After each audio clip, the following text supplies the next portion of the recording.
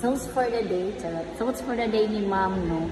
Bahalag magsige reels, magpakawaw sa social media, kaya tuwa man ang freedom, basta dili lang, manapak og tao, no? Legal man natin, buat di man illegal nga, manindaw mga bawa ng mga anak, no?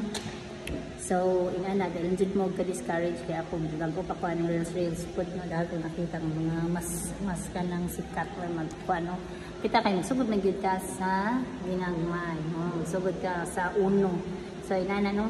Mas mayo na mag-reels ta, narito sa balay, lingaw-lingaw, tag-video sa itong kaugalingon, kaysa magsige tagpaabot o kinabang sa gobyerno. Jadi man ang mga pumpol, manarbaho ta, maglingaw-lingaw, tag-sayang sikay-sikay na ito sa itong kwarta, no?